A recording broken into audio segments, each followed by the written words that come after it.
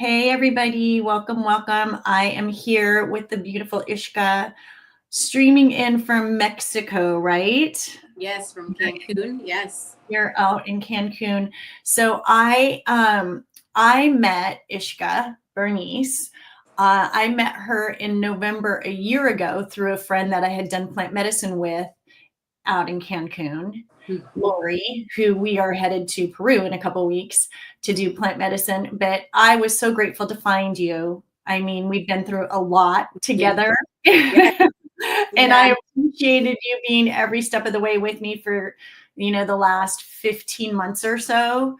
I think I mentioned to a lot of people, I've been doing plant medicine for 5 years, but I was so grateful to have you as a sounding board. And one day I was at your place and I'm like, everybody should have a plant medicine woman. Everybody has a doctor and a chiropractor and a masseuse and a facialist, but it's like, I wanted to bring you on today so you could share a little bit about what a plant medicine woman is. And so if you would please share a little bit about yourself and let people know what it is all about.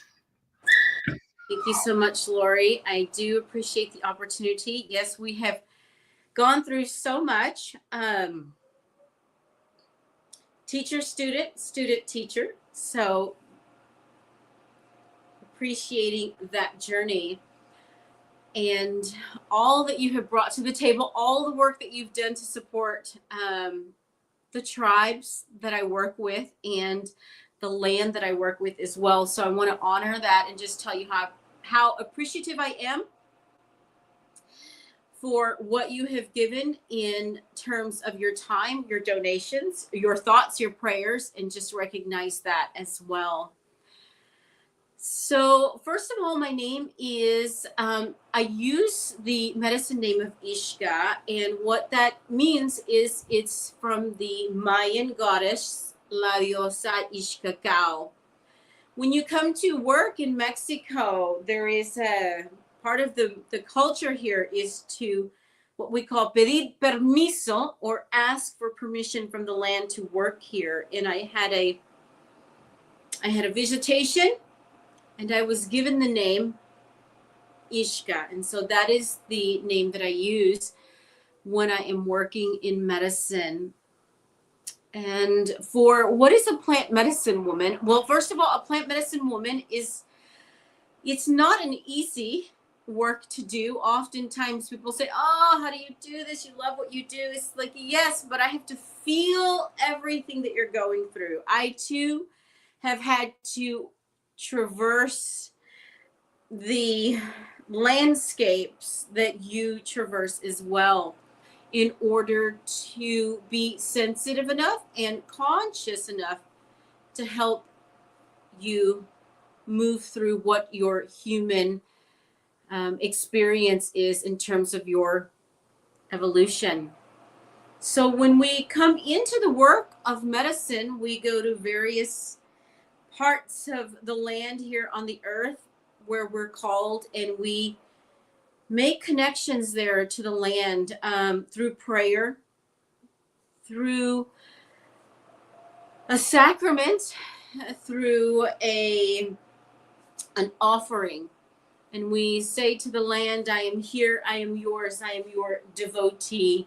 How would you like me to present myself as a devotee to the love of Pachamama, or the gift of Pachamama in helping to heal her children? So there are many different aspects to being a curandera, and in Spanish we call it curandera, or in English it's a medicine woman. So when Laurie says to you, everyone should have a medicine woman wears many different hats, but we don't serve many different medicines. We serve the medicines for which the spirits of those medicines call us. We are not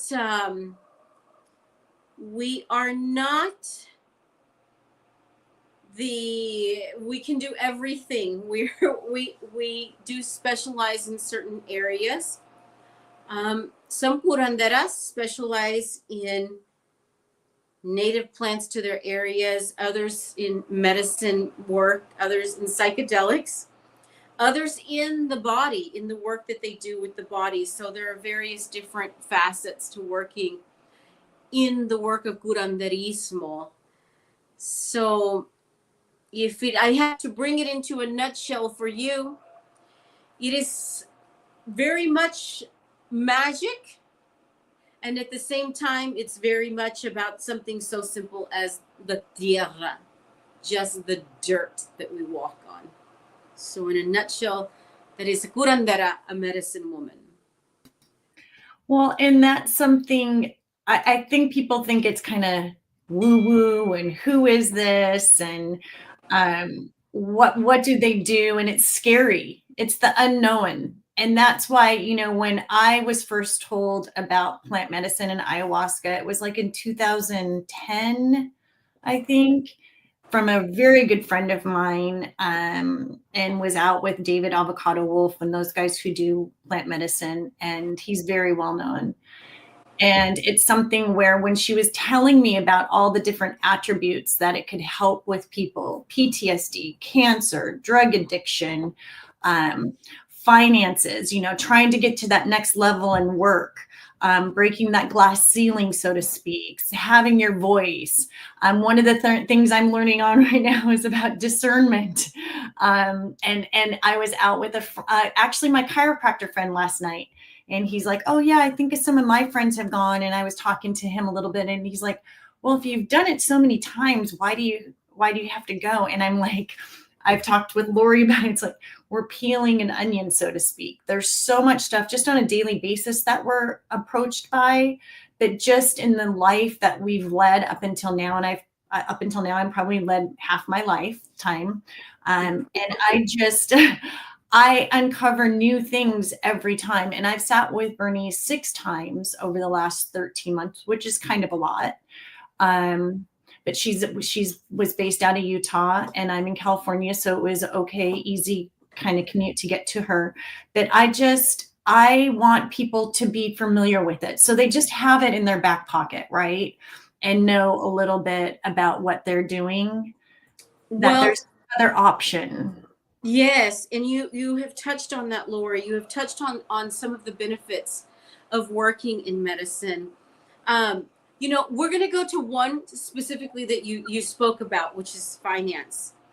Mm-hmm. If a curandera doesn't know what it is to be impoverished, she certainly cannot know what it is to move through the gift of coming into abundance or affluence or wealth, which has many different variations as to how we experience affluence, or how we experience the gift of being satisfied with our lives. And so as a curandera, we move in and out of those places of spiritual poverty, emotional poverty, physical poverty, energetic poverty. Every one of us knows what it is to be completely depleted. I have nothing else. I have no energy for me. I can't handle anyone else's problems. I can't show up for anyone else. And so we are all aware of what that is to be depleted.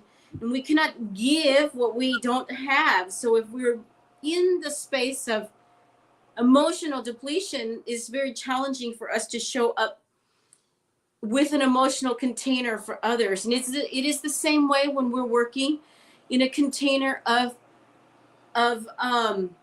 practical form, of resource form. If we don't know what that road is like, we don't know how to hold space and guide someone through the impoverished or through the awareness of being impoverished, which ultimately really has nothing to do with money.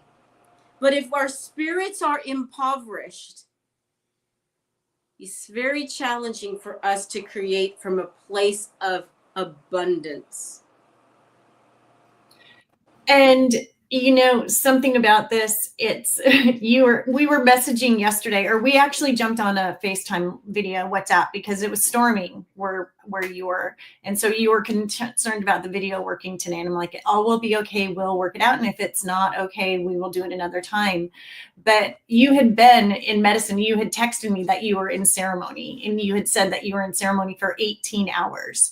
Mm-hmm. And everybody is on a different path. You know, sometimes I'm working with the medicine for a half an hour, an hour, 2 hours. It depends on what I'm doing and what I'm called to work on at that time, or what you're feeling I should be working with. Because working with Bernice, you're talking so much about your life that it kind of comes to you. Can you explain a little bit about that? Because also I kind of feel like you're almost, and I don't want to step on anybody's toes, but kind of like the modern medicine being in America, that you've done and gone and had so much American college and studies, and then also have lived down with the tribes and made the medicine there in the Amazon. But can you explain a little bit about that? Because I just want people to get a grasp of like who you are and what that kind of is like, that you have had that schooling in America, but then you go and you live off the land, basically. I mean, you've said. Yes. Yes, I absolutely will. Well, besides the School of Hard Knocks, I will say to you, I have birthed 8 children, and I have also worked while bringing and raising my children. I attended the University of Utah. I had a 3.9 grade point average. I was an honors writing student. I'm still an honors writing student. I think once you're an honors writing student, you're always an honors writing student. I was an honors writing student, and I worked for an attorney. I interned for an attorney, and I also interned for the BYU Conflict Resolution Center, as well as I also interned for the 4th District Court for Utah County. And I specialized in high conflict divorce cases, working with couples in mediation. So I did mediation for couples. I also did landlord-tenant mediation while I was attending school at the University of Utah. From there, I went on to take out actually an aesthetic certification, because for some reason I was like, I think I need to go into skincare, which ended up leading me to working at a holistic healthcare institute in Costa Mesa, California. And then that is the first time that I discovered that plants could be harvested from various parts of the world and administered at various different times throughout the year to help individuals with their illnesses, whatever those illnesses were. So that was my first exposure in 2016 in working with medicines harvested in various different parts of the world. So from there, I went on to receive a hypnosis certification. I also went on to take out, I have a real estate license. So I have all kinds of training. And the real estate license is actually what got me into considering what is it to have affluence, actually? What is it to move through that place of prosperity and owning? What is it to own? What is it to have these assets? And then with that real estate license, I considered, what is it to really create sacred space? So it took me from traditional real estate to understanding how to work with land ownership and create sacred space.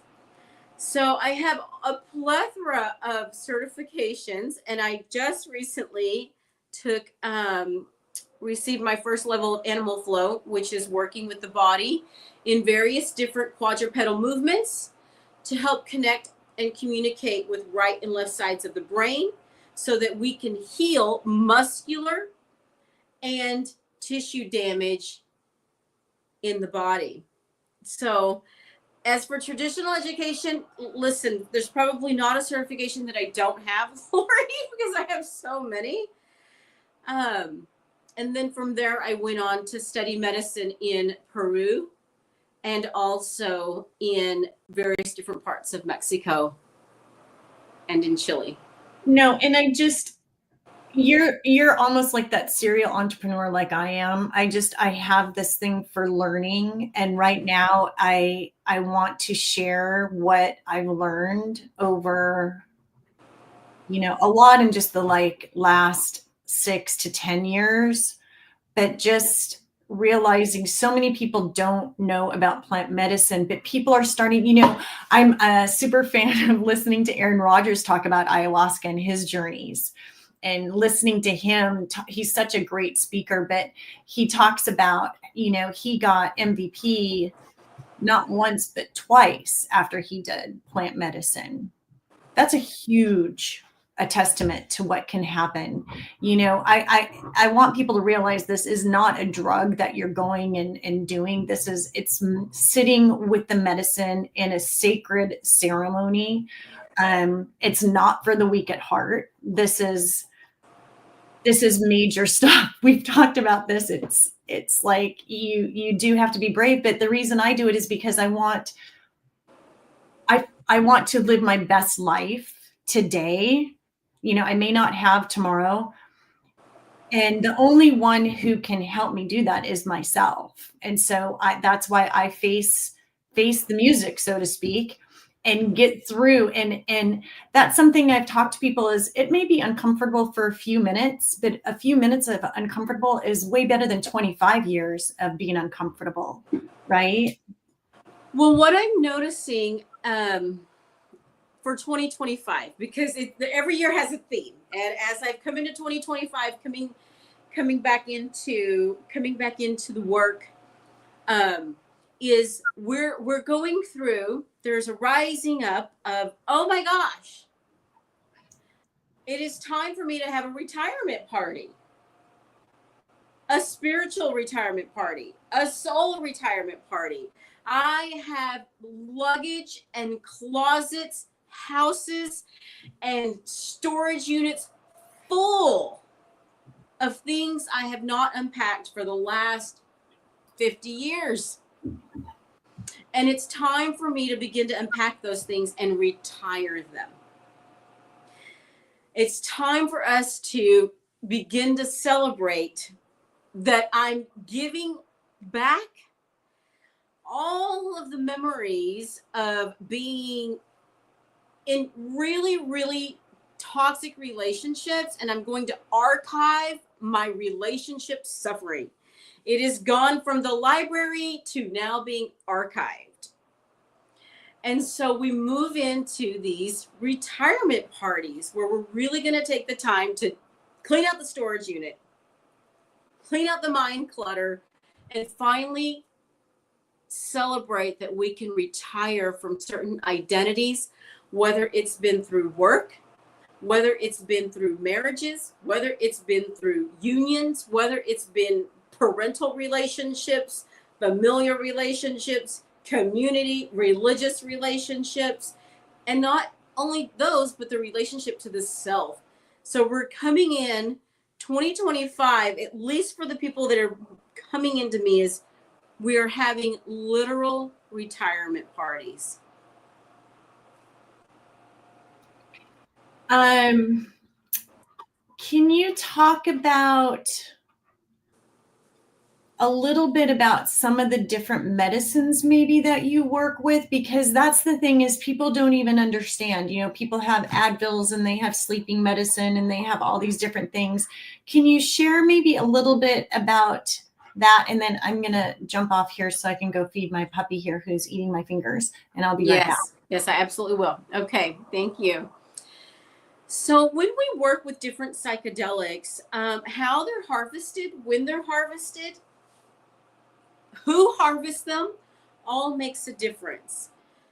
If we go to the most common one that most people hear, which is ayahuasca, There are two types of ayahuasca in the world of shamanismo, and that is ayahuasca cielo, which is the heavens, and ayahuasca oscuro, which is the darkness or the underworld. And so, depending on where the ayahuasca is harvested, how long it's been growing deep into the earth, or the depth of its growth into the earth, along again with the time of day that it's harvested, and the individual who is placing their energy as they harvest it with their hands, all of that makes a difference as to the kind of experience that we have. One can say, or I've been approached by people who say, well, I can just grow my ayahuasca. I live in Florida. Yes, you can grow your ayahuasca, but your ayahuasca is not going to be rooted. We need ayahuasca that has been rooted for hundreds of years, that's harvested from some of the most virgin mountaintops. That is the kind of ayahuasca that you want to take into the body. It's clean, it's pure, and the depth of its growth into the earth is going to provide you more depth into your experience. Once you learn what it is that the ayahuasca has to show you, because it is a root, so we're going to take you to your cosmic origins, if it is ayahuasca cielo, or we're going to take you to your earthly or subterranean origins, if it is ayahuasca oscuro. So ayahuasca is a medicine about taking us back to the roots or to our origins. Where did these things begin? Why have I suffered this way? Where were these seeds initially planted? And we work through these transgenerational forms of trauma, and also to our cosmic connections to the stars and beyond that. And so that is a little bit about what it is to come into the medicine of the ayahuasca. One of the most profound medicines that we can work it with as well, that is often in this work of shamanismo, curanderismo, is that of the tobacco. But it is not the cigarettes that you buy at the convenience store or at your local store. Depending on where the tobacco again has been harvested, is also going to impact the kind of experience you have. When we come into the medicine of the tobacco, it is about respect. Have you respect your life? Have you commanded respect by those around you? Or have you been the doormat? Have you overgiven? Have you tried to consider yourself the external savior? Giving all you can until there is nothing left. And tobacco says, hey, we're going to stop. We're going to stop all of that, and I'm going to teach you how to reintroduce yourself into your circles, into your communities, from a place of respect and grounded in your knowing of what you are. And so we also can work with the psilocybin, which is considered the niños, the babies, the children. We have bufo that comes from the toad. And we can go all the way to the Himalayas, where we can access what is also called a psychedelic honey. So there are so many. And in this world of medicine, there are also medicines that will never even be heard of, that never even come out or are spoken out of the tribes that have created and planted these blends for us. So there are many, many medicines, many that are not known, many that we'd never talk about, that are even more powerful and potent than the most common ones that we have today, or commonly heard. Thank you for that. As I'm thinking about this, I met a couple. My first time when I was in Santa Fe, New Mexico, on plant medicine. My very first time, I drove out from California, and there was a doctor there, and she had met her significant other at a retreat. And then another retreat I had gone to with Arcana, in Cancun almost 3 years ago. A couple that was there out of 27 people, this couple got married. It's fascinating because with that, I've been where there's maybe 20 or 25 people at different, ceremonies that I've done. And then I've had great one-on-ones with you. And I've had great where there's been two of us with at your place. And it's just, all of it is good. And it's each experience is different, but there's just all sorts of walks of life there. You meet friends that you just become fast friends. I'm friends with still like 20 people that we were in Cancun together in a WhatsApp group. And I'm getting ready to go to Peru in a couple weeks to the Amazon, and 4 or 5 of them have already been down there. So I'm like, what do I need? Where do I go? What do I do? Oh my God, I'm so nervous. But it's just, it's really fascinating to see your life catapult in a good way towards Yes. what you want. Yes, Laurie. And someone that you introduced me to, who is Joseph, who is going He to was somebody who was there in Cancun. Yes, I didn't know him, but you introduced me to him, and he and I have said, I think we're supposed to be working together. How is this going to look? And so he has agreed to meet me in Punta Chueca with the Siri tribe. And then from there, we're going to be traveling to do a little bit of planning work together in Mexico City at a place where there are ruins. And we're going to explore what that looks like. So you just never know who you're going to meet in these experiences. And we talk about, you will know. If you're meant to work in a group, you will know. It will call you. If you're meant to work on one-on-one, you will know. It will call you. But as you come into these circles with people from all over the world, all walks of life, doctors, crypto individuals, pharmacists, attorneys, finance, entrepreneurs, or people that even work for libraries, and so many different people that you meet. And in fact, I work with somebody who is a CNN attorney, which I can never give their name out, obviously, obvious reasons, right?